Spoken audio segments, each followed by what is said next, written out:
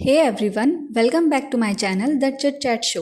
आज हम बात करने वाले द फेमस मल्हन ब्रदर्स के बारे में। तो अभी जो लोग इनको नहीं जानते ना, तो निश्चय और इनके छोटे भाई अभिषेक मल्हन दोनों ही यूट्यूबर्स हैं।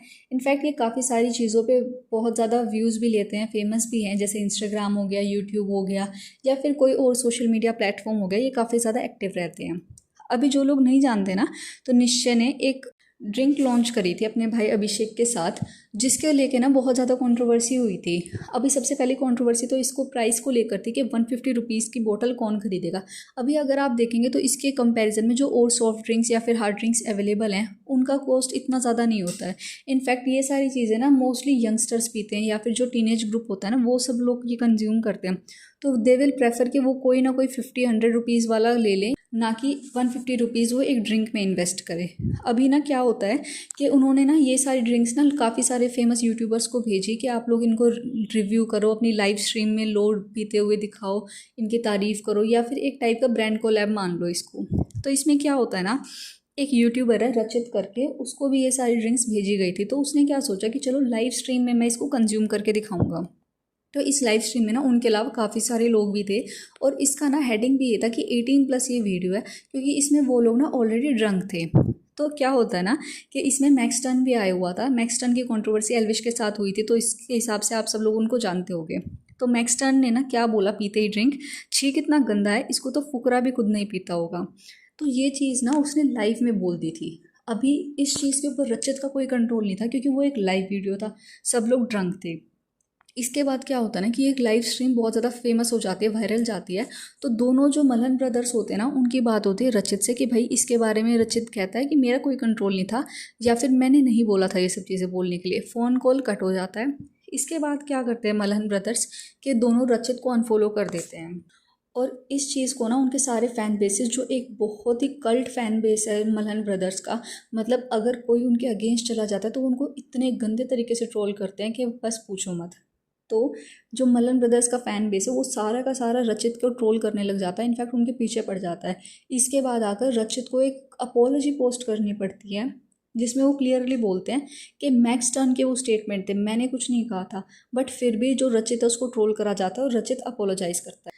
इसके बाद ना कुछ तो कंट्रोवर्सी इन सब यूट्यूबर्स की होती है आपस में, जिसके बाद ना मैक्स टर्न एक्स पर ये ट्वीट करता है, जो बहुत ही ज़्यादा कंट्रोवर्शियल था, और बाद में डिलीट भी हो जाता है। फुकरा इंसान सबसे बड़ा दोगला है, एलविश यादव को मारने के लिए मेरे कंधे पर बंदूक रख के चलाना चाहता था साला।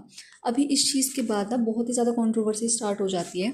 तो लास्ट में जो रचित है ना, वो लेते हैं फ़ोन मैक्सटन का और उससे ट्वीट करते हैं, हेलो दिस इज़ रचित रो, I took this phone from Maxton. He is very drunk and tweeting anything. I apologize. I removed all the tweets. He is apologizing for what he did. अभी सी इसमें ना दो situations है। पहला तो ये कि जो मैक्सटन है ना, वो बहुत ही ज़्यादा अपॉर्चुनिस्ट हैं। वो कहीं पर भी जहाँ पर उन्हें फेम मिलता दिखाई देता है, या फिर उन्हें पता है ना यहाँ पर कंट्रोवर्सी हो सकती है, वो वहीं पर पहुँच जाते हैं, और वहाँ पर व्यूज़ लेना, फॉलोअर्स गेन करना, इन सब चीज़ों को वो बहुत अच्छे तरीके से जानते हैं।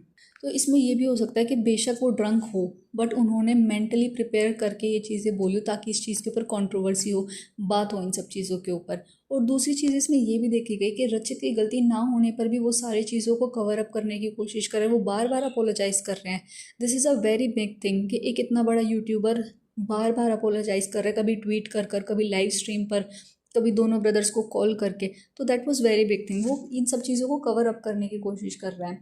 इन सब चीज़ों के बावजूद भी ना, जो मल्हन ब्रदर्स है, वो दोनों ही जो रचित है उसको माफ़ नहीं करते हैं, और उनका जो फैन बेस है वो काफ़ी ज़्यादा ट्रोल भी करता है रचित को।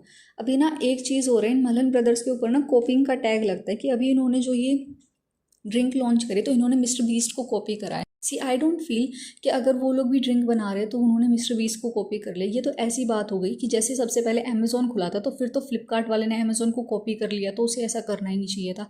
तो दैट मीन्स कि पूरे वर्ल्ड में एक ही वेबसाइट रहेगी, अमेज़ॉन, उसके बाद जो फ्लिपकार्ट, मिंत्रा, मीशो, ये सब आया है, तो ये सब तो आना ही नहीं चाहिए था। I feel that is a smart strategy कि उन्होंने देखा कि अगर एक ड्रिंक इतना ज़्यादा वायरल हो रहा है, इतना ज़्यादा हिट जा रहा है, लोग उसको इतना पसंद करें, तो क्यों ना हम भी उसी तरीके का एक इन्वेस्टमेंट करें। तो आई थिंक दैट वो स्मार्ट, ना कि किसी को कॉपी कर।